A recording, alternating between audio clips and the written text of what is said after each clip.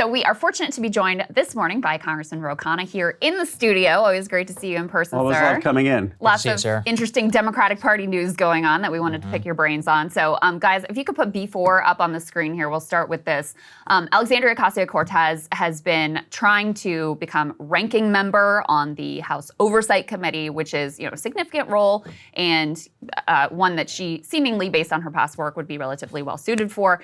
Reporting is that Nancy Pelosi decided she would rather have Jerry Connolly, who is relatively aged and also suffering from cancer, in that position.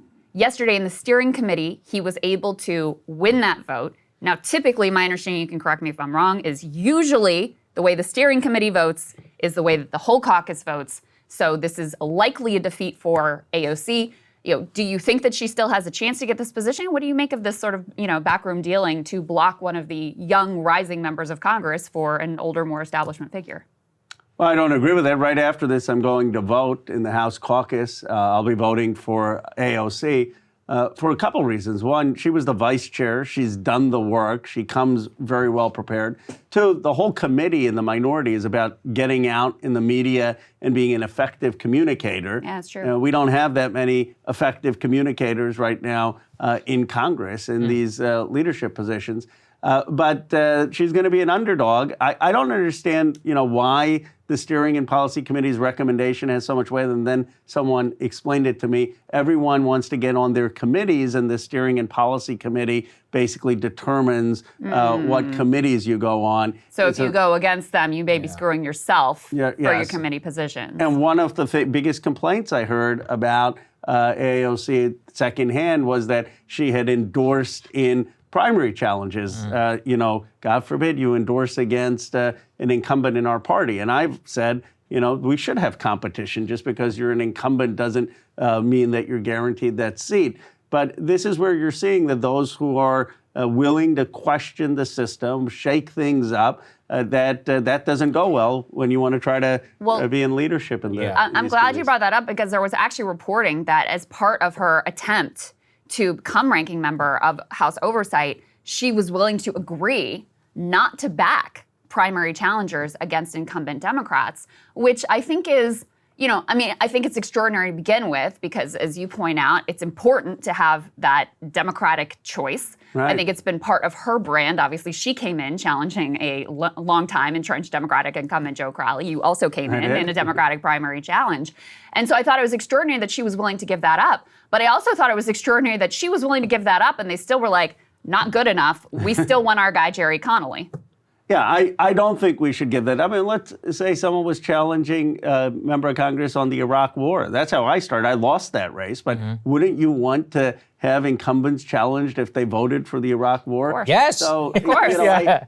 And this is where the lesson for progressives is: we're not going to build power just by making compromises. We've got to get more of our folks elected. Now, the fact that she got to 27 is pretty remarkable, but we'll see what happens in the House caucus. So the reason you're here is in this context of the future of the Democratic Party. What is this all about? So we have a hilarious element here. Can we put, B1 please, up on the screen from The Atlantic? They write, maybe Democrats didn't do so badly after all. The party's debate about reinventing itself after the election has gotten more complicated. They talk about some of these retcon positions and others. You've been a part of this conversation. So we're curious for your reaction to that, and whether, is this how your colleagues feel, and generally about this theory of change and where things go from here under a second Trump administration. What do you make of an argument like this? I think we have to make a distinction between, could we have won this election by a couple of points, or can we win back 26 or 28? Of course we can, versus a long-term problem for the Democratic Party. Let me talk about that long-term problem. We've been losing working-class votes, white working-class votes, African-American working-class votes, Latino working-class votes.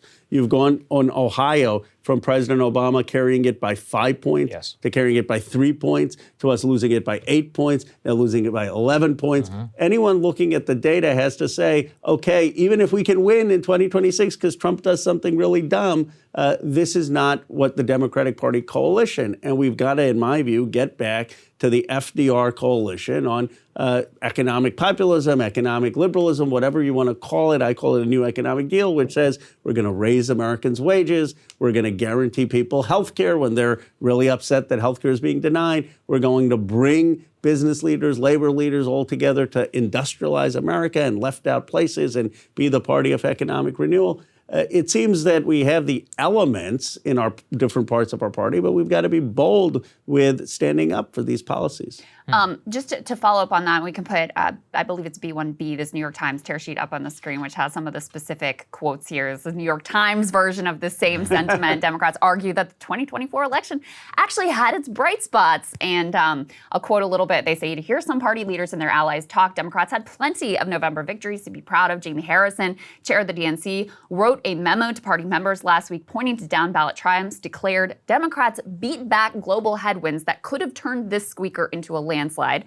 Representative Hakeem Jeffries, the House Democratic leader, wrote in a statement recently that his caucus had, quote, defied political gravity. So when you're in these internal House Democratic caucus meetings, is this the sentiment you're getting, or is there a sense of we have to do some significant reforms and changes? Is it divided? What does that breakdown look like? It's not that. I mean, this is PR. I understand, if you're leading and you have a bad result, you're obviously going to look for the bright spots. But the reality is people know that we've got to have a much stronger economic message, that we've got to channel anger of people. That doesn't mean, okay, let's just invent villains, in a caricature way. It means, why are people upset? Why are they upset that jobs have gone offshore? Why are they upset that corporate greed and insurance companies are denying insurance claims? Why are they upset that billionaires are determining political elections? And speak honestly about it. Like, you can speak honestly about it in a suit. You can speak honestly about it in a hoodie. You can speak honestly about it in eloquent language or cursing. That's not the point. It's not stylistic. It's substantive. Yeah. Are you willing to speak truth about the condition most people find themselves So you've talked about PAC. That's one of the reasons you wanted to come on here, to talk about not taking PAC money and others. You're trying to project a new vision of what that party could look like. So what is that in your view? Well, the DNC should make some very basic commitments. No super PAC money in Democratic primaries. If there is a super PAC clearly affiliated with a candidate, the DNC and elected official leaders should endorse against the candidate affiliated with the super PAC. Let's not take corporate PAC money in the DNC. That's just getting back to what we had in 2008 under Obama, when he ran saying, I'm not going to take PAC money or lobbyist money. Let's get behind the Maine initiative that passed in Maine, 70% regulating the amount people can give to super PACs. So you couldn't get Elon Musk or Bill Gates giving $50 million to a super PAC. You could only give $3,300. That passed with 70% of the vote. Why isn't the Democratic Party saying, we're going to have a 50-state strategy, we're going to run the Maine ballot initiative in every state? We're going to run... answer that question. Well, they make a lot of money, don't they? Because there's a lot of people. There's a lot of super PAC money on the Democratic side. Because more. Yeah, that's right. A lot. And as you know, Congressman, a lot of what the party selects for at this juncture is not necessarily political skill or aptitude or a vision. It's who can raise the dollars. That has become an important, maybe the central litmus test for aspiring Democratic candidates. So for people who've come up in that system, that's their primary skill. Are they going to be willing to go in this direction? Well, if they want to win, they will. And it's not just a matter of winning. It's a matter of, can we actually govern, right? 70% of people in this country want fundamental economic transformation. Only 20% trust the federal government to do that. Why is that? Because they see politicians spending most of their time raising money. They see these elections being dominated by super PACs, and they don't think that people in the government, in Congress, have a vision looking out for them. So if our party doesn't reform these basic things, we're never going to earn the trust of the American people to actually get our agenda through. And you're absolutely right, though, but the first question when someone's running for Congress that people ask is, how much can they raise? Yeah, I know. I ran for Congress. That was the first question I got. It's probably gotten worse since then, too. Yeah, absolutely. Yeah. And now it's, how much can you raise and and who are your key super PAC allies. Not what is your platform? Are you for increasing the minimum wage? Where do you stand on Medicare? What do you think are the big issues? No. I mean, those are the issues that matter to voters. But we're just selecting a terrible criteria in what it takes to get to elective office. Yeah, What is which means that you're going to end up primarily with people who come from wealth or are connected to wealth, and it creates very little class diversity in the Congress. Absolutely. What is the Democratic theory that you're hearing about how to act under the Trump administration? So the first time around, the theory was Trump is an illegitimate president. We're just going to treat him as like resistance, et cetera. Kind of worked 2020. This time around, it's different, popular vote mandate. There's also just general exhaustion with a lot of this. So what are the fights inside? Like, what are the fights that you're going to pick with Donald Trump and the incoming administration to position yourself, not you yourself, but the party, for 26 and for 28? Well, there are two different schools of thoughts. One is we've got to revitalize the resistance. There are some people who say, look, we've got to resist more, we got to resist stronger. And the other school of thought is we got to focus more on what we need to do, how the Democrats are going to govern, what we're going to do on economic issues, on different issues around the country. I'm in the second camp. That doesn't mean you don't push back. I mean, Trump is invariably going to betray certain promises. I think the time to push back is with specifics. Why aren't you raising the minimum wage? Why are you giving corporate tax cuts to have more offshoring of jobs when they have the tax bill? Are you really going to give these tax cuts to the very, very wealthy? But if we just say blanket resistance, we're not going to connect with people on actual things that affect their lives. Yeah. Congressman, you were one of the first, I think, politicians to, of course, condemn murder of Brian Thompson, the healthcare CEO, but also say, you know, there's a reason why people are reacting the way they are and why they are so disgusted with the health care, if you can call it that, system that we have. Obviously, we don't have the majorities for Medicare for all, though what you and I would both like to see as the system in this country. But are there areas where you think that we could, you know, bite off some chunk of improvement in the healthcare system that would make it less cruel, fewer bankruptcies, and less deadly? Well, you can have two different thoughts simultaneously. Murder is unconditionally wrong, and the healthcare system is irretrievably broken. Yeah. And those are both what we're seeing happening. You know, I'll just give you one statistic. If you have cancer, and many people know someone who's had cancer, the average 42% of cancer patients within 2 years have lost their entire life savings. And so many people have denial after denial. And you know what they do? Many times they just don't take the medicine or they don't get the procedure.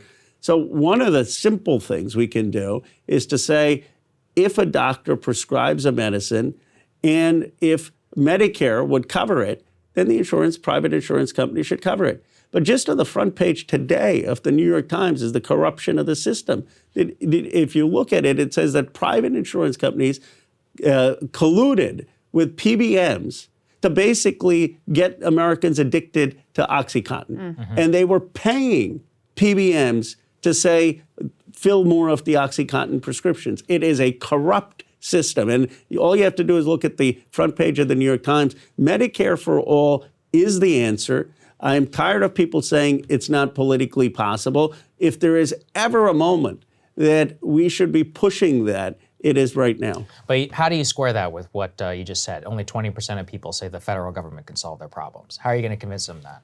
Well, Medicare is one of the places where people do like, right? I mean, and so they like when they pay their bills, but they don't like when being told what to do, or rationing care, et cetera, right? Well, Medicare doesn't cover ration the care. I mean, I think there's certain things when it comes to job creation, creating high-paying jobs. I do think we need to have a whole-of-society approach. You need to get business leaders. You need to get technology leaders. You need labor. One of the great things about FDR is he was basically a conductor. He had all the talent, and the politician was just saying, okay, I'm going to mobilize that. But when it comes to Medicare for all, for public health, for people's health care, I think people realize that shouldn't have a for-profit motive, that having the Medicare pay for the coverage makes sense. And then you can have your private doctor. You can have your private nurses. You can have your private hospitals. It's important to let people know that those are going to be private. Many people don't even know Medicare is a federal program. I mean, they'll say, yeah, I like Medicare, but I don't like the federal government at the same time. Yeah. That's true. No, that's a great point. Well, Congressman, we always appreciate your time. Thank you I so much for appreciate it. coming. Happy It's great to holidays. see you. Merry Christmas. Happy Good to see holidays you. Good to see you. Yes. Hey, if you like that video, hit the like button or leave a comment below. It really helps get the show to more people. And if you'd like to get the full show ad-free and in your inbox every morning, you can sign up at breakingpoints.com. That's right. Get the full show. Help support the future of independent media at breakingpoints.com.